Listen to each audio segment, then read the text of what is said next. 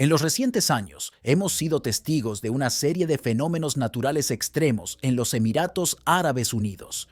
Lluvias torrenciales, tormentas de arena e inundaciones han marcado la vida de muchas personas en la región.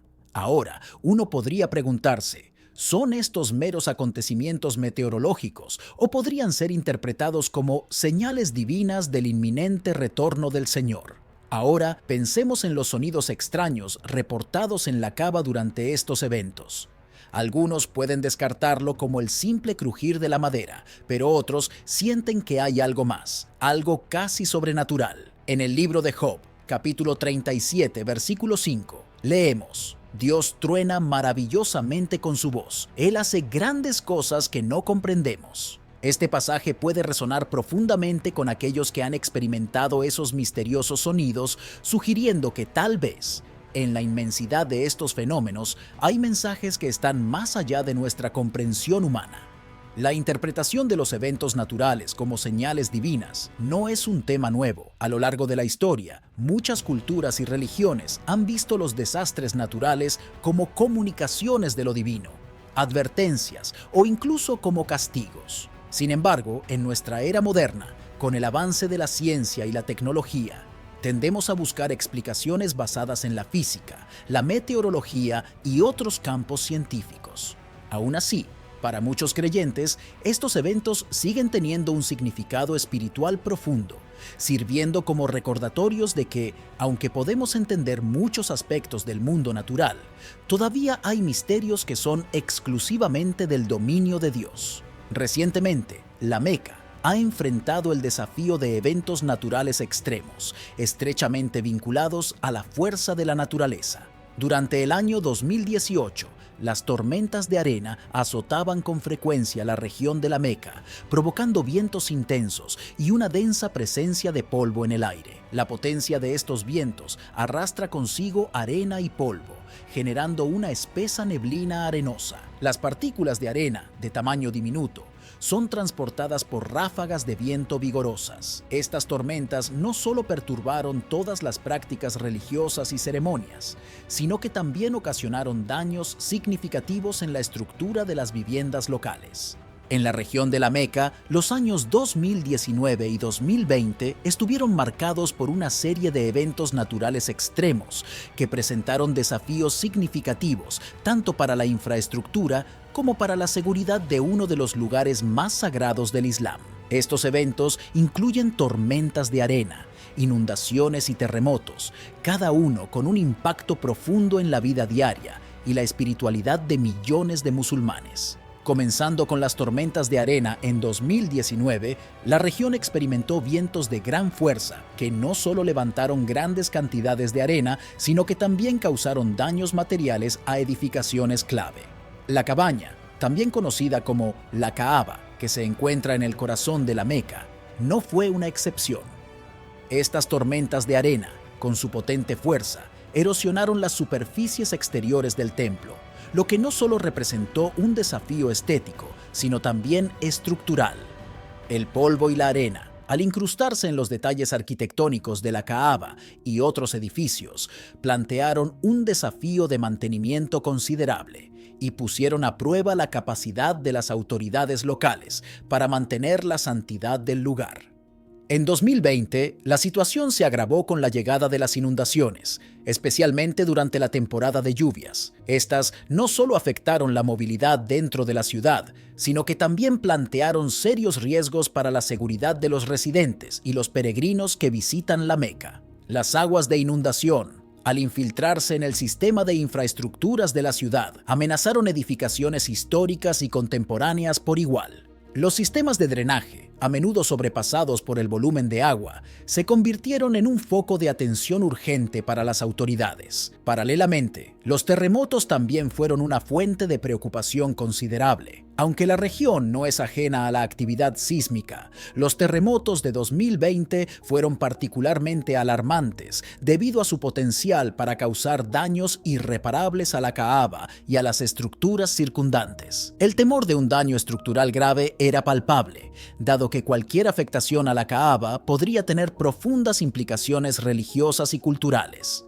Además de estos desafíos físicos, los eventos naturales también trajeron consigo una preocupación constante por la preservación de este lugar tan reverenciado. La comunidad musulmana global, junto con las autoridades locales, se encontró en una lucha continua para proteger y preservar la Kaaba. La colaboración entre estos grupos fue crucial para implementar medidas que no solo respondieran a los desastres inmediatos, sino que también fortalecieran la resiliencia de la ciudad frente a futuros eventos. Durante la dinastía Ramadán, uno de los eventos más inusitados que enfrentó la Gran Mezquita fue una plaga de langostas. Estos insectos, conocidos por su capacidad para devastar grandes extensiones de cultivos, encontraron su camino hacia este sagrado lugar, provocando no solo daño físico, sino también una gran alarma entre los fieles y los encargados de la mezquita. Las autoridades, en un esfuerzo por proteger la integridad de la mezquita y los rituales que allí se llevan a cabo, tuvieron que movilizar equipos de expertos para abordar esta invasión de manera eficaz y respetuosa, considerando la significación del lugar.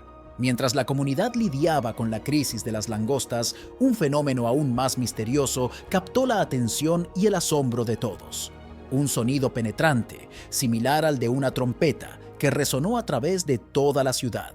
Este sonido, que parecía venir de ninguna parte y de todas partes a la vez, generó una mezcla de temor y especulación entre los habitantes. Algunos lo interpretaron como un posible presagio, mientras que otros buscaron explicaciones más científicas o naturales. La preocupación por la Gran Mezquita y el impacto de la plaga en los rituales religiosos fue significativa.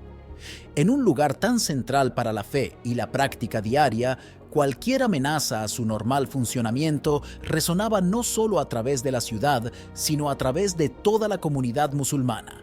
Además, la invasión de las langostas trajo a la mente recuerdos de las plagas bíblicas, como la que se describe en el libro de Éxodo, donde una invasión de langostas es enviada como una de las 10 plagas sobre Egipto para persuadir al faraón de liberar a los israelitas. El misterioso sonido, por otro lado, generó una amplia gama de teorías. Algunas personas sugirieron que podría ser un engaño, un acto intencionado por parte de individuos para captar la atención mediática o incluso provocar disturbios. Otros, sin embargo, consideraron la posibilidad de que fuera una señal divina, una manifestación sobrenatural como las trompetas mencionadas en el libro de Apocalipsis, que anuncian eventos significativos en el plan divino. En la fe islámica yace la creencia en los mensajes divinos de Alá, comunicados a través del Corán y los hadices. Estos textos sagrados no solo guían las prácticas diarias y espirituales de los musulmanes, sino que también ofrecen visiones sobre los últimos días y los signos que precederán al día del juicio.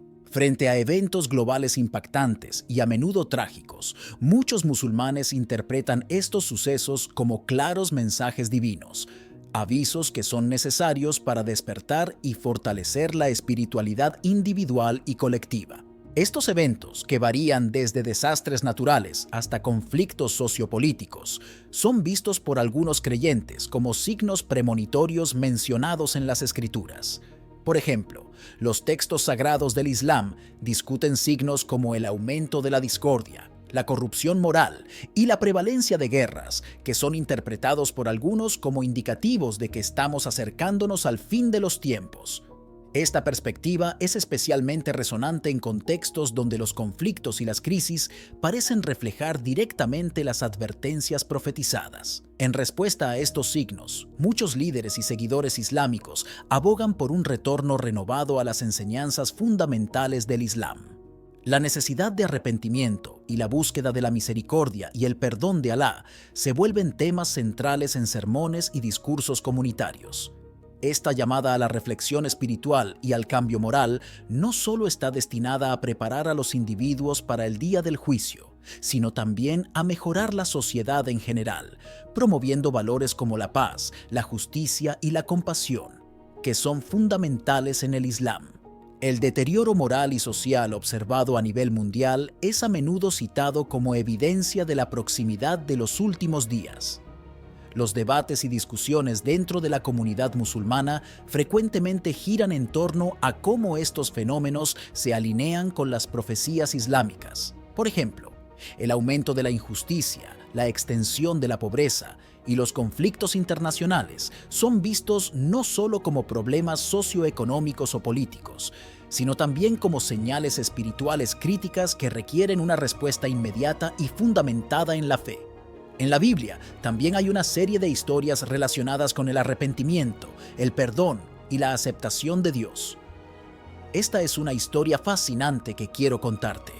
Esta historia está citada en el capítulo 23 de Pedro y se llama Aprendió el perdón de su maestro. Pedro, uno de los apóstoles más destacados y una figura central en la narrativa del Nuevo Testamento, ofrece una poderosa historia de arrepentimiento, perdón y redención que resuena a través de los siglos. Su relación con Jesucristo, llena de momentos de profunda lealtad y también de fallos humanos, pinta un retrato vivido de la misericordia divina y de cómo la fe puede transformar nuestras vidas. Uno de los episodios más emblemáticos de la vida de Pedro es, sin duda, su negación de Cristo. Esta historia, que se encuentra en los 4 evangelios, muestra a Pedro jurando lealtad a Jesús durante la última cena, solo para luego negarlo 3 veces antes de que el gallo cante, tal como Jesús había predicho. Este momento de debilidad humana no solo destaca la fragilidad de Pedro, sino también la profundidad de su relación con Jesús. A pesar de su fallo, la historia no termina ahí. Tras la resurrección, Jesús se aparece a Pedro en un encuentro que es fundamental para entender el perdón y la restauración. En el Evangelio de Juan, Jesús pregunta a Pedro 3 veces si lo ama, correspondiendo a las 3 veces que Pedro lo negó. Cada afirmación de amor de Pedro es seguida por una comisión de Jesús: apacienta mis corderos, pastorea mis ovejas, apacienta mis ovejas. Este diálogo no solo restaura a Pedro en su relación con Jesucristo, sino que también establece su rol futuro como líder de la iglesia primitiva. Este acto de perdón muestra que no importa la profundidad de nuestro fracaso, la misericordia y la aceptación de Dios están siempre disponibles para aquellos que se arrepienten y vuelven a Él. La historia de Pedro también destaca la importancia del arrepentimiento y la corrección en la relación maestro-discípulo. A lo largo de los evangelios, vemos cómo Jesús moldea y guía a Pedro, corrigiéndolo cuando es necesario y profundizando su comprensión de lo que significa seguirle. Esta interacción nos enseña que el camino espiritual está lleno de aprendizaje y crecimiento, y que el verdadero maestro nunca abandona a su discípulo, incluso en los momentos de mayor error. Además, la redención de Pedro subraya cómo la fe puede superar la culpa y el arrepentimiento. Tras su fallida negación, podría haberse dejado consumir por la culpa. Sin embargo, la fe en las palabras y promesas de Jesús le permite superar su desesperación y asumir su papel como una piedra angular en la fundación de la iglesia. Esto nos enseña que la fe no solo es creer en lo divino, sino también en la capacidad de ser transformados por ella, de levantarnos de nuestros errores y avanzar con renovada determinación. Finalmente, la historia de Pedro nos recuerda la importancia de la comunidad y el apoyo mutuo en nuestro viaje espiritual. La comunidad de creyentes desempeña un papel crucial en el proceso de arrepentimiento y perdón. En el caso de Pedro, fueron sus compañeros apóstoles y los primeros seguidores de Jesús quienes lo ayudaron a reafirmar su fe y su vocación. Esta interacción subraya que, en nuestro propio camino espiritual, no estamos solos. Contamos con el apoyo de nuestra comunidad para guiarnos, sostenernos y, cuando sea necesario, ayudarnos a volver al camino correcto. A través de la historia de Pedro, vemos cómo la combinación de arrepentimiento sincero, fe inquebrantable y el apoyo de una comunidad amorosa puede llevarnos a una profunda transformación y redención. Es un testimonio del poder del perdón divino y de cómo, a pesar de nuestras fallas, somos continuamente llamados a una relación más profunda y significativa con lo divino. La Biblia está repleta de relatos de arrepentimiento, donde personajes tanto grandes como pequeños se enfrentan a sus faltas y encuentran la redención a través de su retorno a Dios. Estas historias no solo sirven como lecciones morales o espirituales, sino que también nos ofrecen una visión profunda de la naturaleza humana y la inquebrantable misericordia de Dios. Comenzando con el Antiguo Testamento, uno de los ejemplos más poderosos de arrepentimiento es el de David. Este rey, poeta y guerrero, un hombre según el propio corazón de Dios, cometió adulterio con Betsabé y luego organizó la muerte de su esposo, Urías, para encubrir su pecado. Cuando el profeta Natán confrontó a David con su pecado, la respuesta de David fue de inmediata contrición. En el libro de Salmos, específicamente en el Salmo 51, David expresa su arrepentimiento de una manera que ha resonado a través de los siglos. Ten piedad de mí, oh Dios, conforme a tu misericordia, conforme a la multitud de tus piedades, borra mis rebeliones. Lávame más y más de mi maldad, y límpiame de mi pecado. Otro relato notable es el de Jonás, el profeta que intentó huir de la voluntad de Dios. Dios le había ordenado ir a Nínive, una gran ciudad conocida por su maldad, para pronunciar un mensaje de condenación a menos que se arrepintieran. Jonás, temiendo y resentido por la misión, se embarca en un barco en dirección opuesta, solo para ser tragado por un gran pez. Dentro del vientre del pez, Jonás ora a Dios, reconociendo su desobediencia y pidiendo salvación. Dios responde a su súplica y Jonás es liberado. Finalmente va a Nínive y los ninivitas se arrepienten, lo cual demuestra el poder transformador del arrepentimiento tanto personal como comunitario. En el Nuevo Testamento, la parábola del Hijo Pródigo, contada por Jesús, encapsula profundamente el tema del arrepentimiento. Un joven decide tomar su herencia y se va de su casa, gastando todo en una vida de despilfarro. Cuando se encuentra en la miseria, decide volver a casa de su padre, preparando un discurso de arrepentimiento, reconociendo que ha pecado contra el cielo y contra su padre. La respuesta de su padre es emblemática de la gracia divina. En lugar de rechazo o reproche, el padre recibe a su hijo con brazos abiertos, un banquete y una celebración de su regreso. Esta historia no solo muestra el arrepentimiento del hijo, sino también la disposición a perdonar del Padre, una imagen de la misericordia de Dios hacia los pecadores arrepentidos. Pedro, uno de los discípulos más cercanos a Jesús, proporciona otro ejemplo significativo.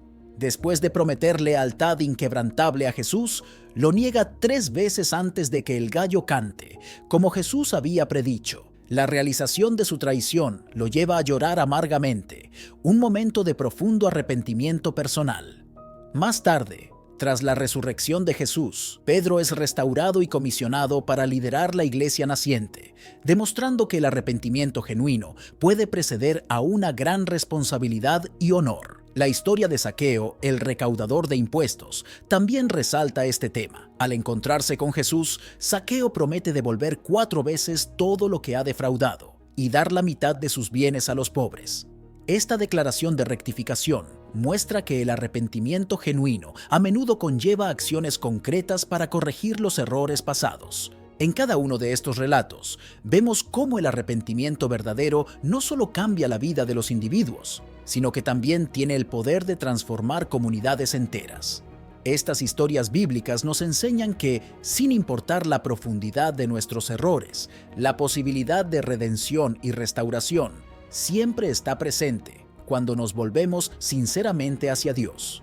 El mensaje es claro: no hay nadie demasiado perdido para ser salvado, y nunca es demasiado tarde para cambiar de rumbo y hacer las paces con nuestro pasado. La misericordia de Dios está siempre disponible, esperando nuestro regreso. Dios es conocido por muchos como la personificación del amor, la bondad y la misericordia. A través de las Escrituras, encontramos innumerables ejemplos de cómo su amor se extiende a toda la creación. Sin embargo, surge una pregunta que ha desconcertado a muchos a lo largo de los siglos. Si Dios es bueno, ¿por qué nos castiga?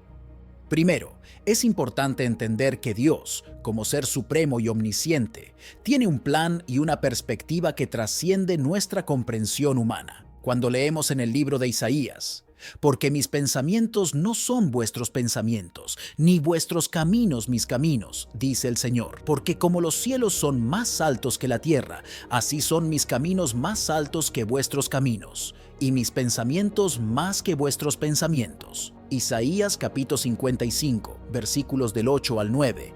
Se nos recuerda que la sabiduría de Dios está más allá de nuestro alcance. En el contexto de la Biblia, el castigo no es simplemente una manifestación de ira o descontento divino, sino más bien una herramienta de corrección. Al igual que un padre disciplina a su hijo por amor y por el deseo de verlo crecer en rectitud, Dios nos guía a través de desafíos y pruebas para forjarnos y acercarnos más a Él. En el libro de Hebreos encontramos: porque el Señor disciplina a los que ama y castiga a todo el que acepta como hijo. Hebreos capítulo 12, versículo 6. Esto no es un acto de crueldad, sino un acto de amor, buscando nuestro mejor interés a largo plazo. A menudo, los desafíos y el sufrimiento que enfrentamos pueden ser difíciles de entender y aceptar. Podemos sentir que son injustos o excesivos. Pero es crucial recordar que en la vida de figuras bíblicas como Job, el sufrimiento no siempre fue un resultado directo de sus propias acciones o pecados. El libro de Job nos enseña sobre la soberanía de Dios y cómo, incluso en medio del sufrimiento extremo, la fidelidad a Dios puede mantenerse. Job, a pesar de perderlo todo, nunca renunció a su fe, y al final, Dios restauró su fortuna como testimonio de su perseverancia y fe inquebrantable. El concepto de castigo también está vinculado al concepto de justicia divina. En el mundo en que vivimos, lleno de pecado y maldad, la justicia a menudo parece eludirnos, pero la Biblia nos asegura que Dios es un juez justo. En el libro de Romanos, Pablo escribe: «No te tomes venganza, queridos amigos, sino deja lugar para la ira de Dios, porque está escrito: Mía es la venganza, yo pagaré, dice el Señor». Romanos capítulo 12, versículo 19. Este pasaje refleja la confianza en que, al final, todas las cosas serán juzgadas y redimidas por Dios de manera justa y apropiada. Además, es fundamental reconocer que el castigo de Dios también tiene un componente profético y restaurador. En los profetas menores, como Oseas, vemos cómo Dios utiliza la disciplina no solo como castigo, sino como una llamada a volver a Él. A través de las dificultades, Dios buscaba que el pueblo de Israel reflexionara, se arrepintiera y se restaurara a una relación correcta con Él. Finalmente, el mayor acto de amor y castigo se encuentra en la cruz de Cristo. Jesús, el Hijo de Dios, tomó sobre sí el castigo por nuestros pecados. En lugar de nosotros enfrentar la ira eterna que merecíamos, Él se ofreció como sacrificio perfecto, mostrando tanto la justicia como el amor inmenso de Dios. En 1 Juan capítulo 4, versículo 10 se dice: «En esto consiste el amor, no en que nosotros hayamos amado a Dios, sino en que Él nos amó y envió a su Hijo como sacrificio expiatorio por nuestros pecados». Cuando hablamos de confiar en Dios y arrepentirnos en preparación para la segunda venida de Cristo, tocamos uno de los temas más fundamentales y profundos de la fe cristiana. La Biblia, desde Génesis hasta Apocalipsis, nos habla de la importancia de vivir una vida que esté en armonía con Dios, especialmente en estos tiempos que anticipan el regreso de Jesús. Confiar en Dios es esencial, y esta confianza se manifiesta en nuestra entrega diaria a Él.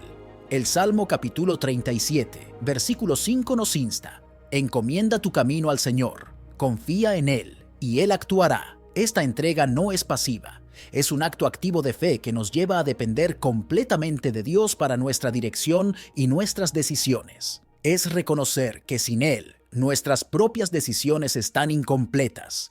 La confianza nos libera del peso de tener que resolver todo por nuestra cuenta y nos coloca bajo la guía y providencia de Dios. El arrepentimiento, por otro lado, es un tema igualmente crucial. En las Escrituras, el arrepentimiento no solo se trata de sentir remordimiento, sino de cambiar de dirección. Es una respuesta consciente a la convicción del Espíritu Santo sobre nuestras vidas.